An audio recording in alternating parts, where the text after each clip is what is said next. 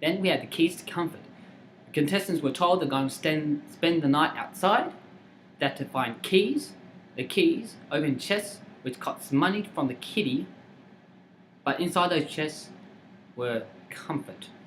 To put it simply, tents in one, sleeping mats in another, food in another, hair straighteners, and yeah, hair straighteners, and a few other little comforts.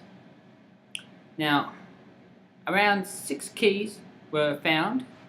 2 keys were hidden. One we actually never saw again, except for in the little one-on-one monologue. Now, the team ended up spending about $2,450 for their comfort. They got tents, they got sleeping mats, they got dinner and dessert, they got food rations, they got toilet paper.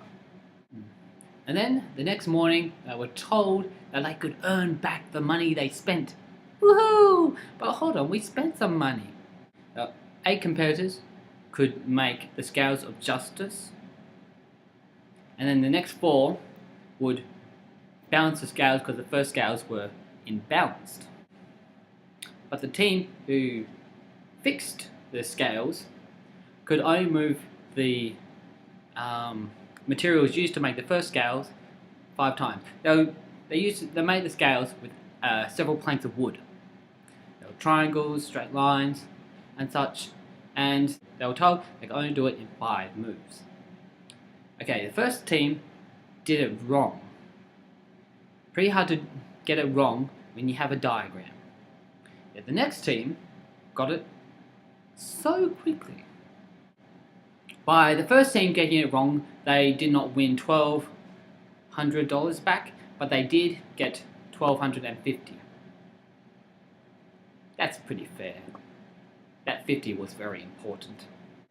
Last challenge was chain gang. Oh yeah. These guys handcuffs to each other around this chain circle. There's enough slack to let one person go to the center of the circle, and in the center of the circle was Kerry's free pass or the key to everyone's handcuffs. By taking the key, they could go to a luxurious campsite. They had chef there, 2 chefs actually, I believe, and they had all sorts of little delights like a cocktail. Now, if they did not take the key and they took the free pass, them and everyone else still chained would be stuck there for the night, and it was a very miserable night coming. Now, the competitors all opted for the key out of the chain game.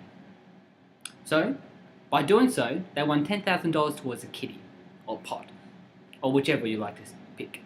Then, there was the mole quiz. Now, I know what you're thinking. Geez, a mole quiz, really? They couldn't think of a better name. But, yeah, it's called a mole quiz. And there's about 20 questions, and they're all basically directed towards who is the mole. By answering most questions wrong, that person would be eliminated from the game. Spoiler alert, we lost Sybil. Are you the mole? Mole treachery that could have happened. In the first challenge, they could have opted to open the seal, which we definitely had Alex and Sean trying to go for the pass to get.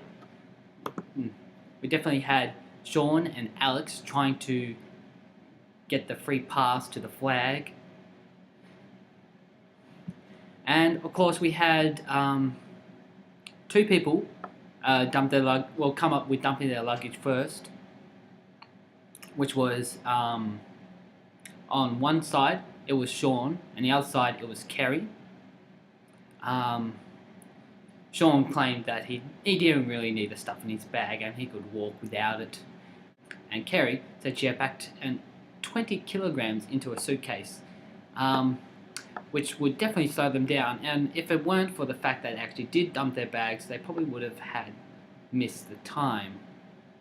So does that mean that if she had held onto that information till much later, would they have then not made it and lost $5,000 towards a kitty? Now, what else? We had Kerry split the pot in half, $4,600 for a free pass that in the end she didn't even get, and no one got it. Now, on Walking the Wire, we had 2 people fall. The partnership was Hilal and Kerry, where Kerry fell, and Aaron and Linda, where Aaron fell.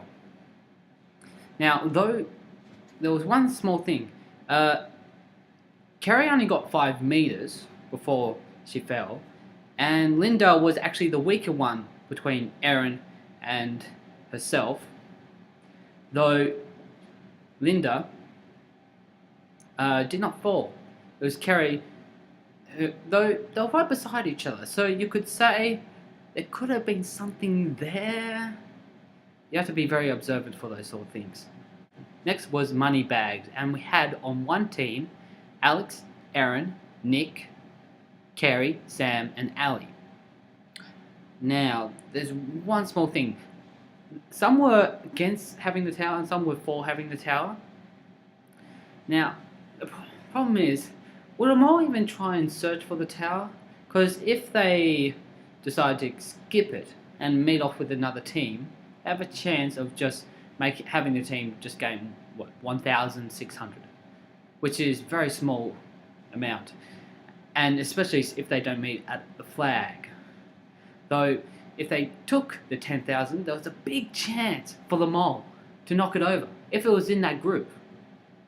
And of course, there was the whole setting up of these little contraptions that they did to carry it, such as putting the sandbags in a tyre, or making a cross-member beam where everyone's supporting. Yeah, it was so in the whole construction phase. Next task was keys to comfort.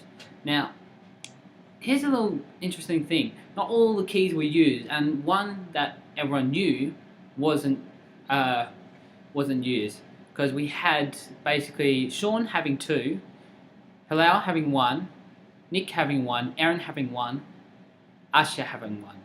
But a little surprise, Jaden had hit his, and after everyone had used their keys, he revealed it, saying he did not want other people wasting the kit money. Basically, he earned a little bit of trust there, except for Sean, who was with him and knew that he had hidden the key. And of course, there was Sam. Sam's smarter than he looks. He hid the key the entire time, and no one ever knew he even had it. That is tricky. I wonder if he would have even used it. He never really understood why he hid it. Anyhow, we had Sean buying dinner, which was about 1,000 from the kitty. Hilal bought the rations. We had Nick buy the mats to sleep on. Do you really need it? You're gonna go on grass and in the tent. And we had Aaron buying the tents for about 500, and then Asia spending 100 on toilet paper. Yes, toilet paper. It is the most necessary thing for one night.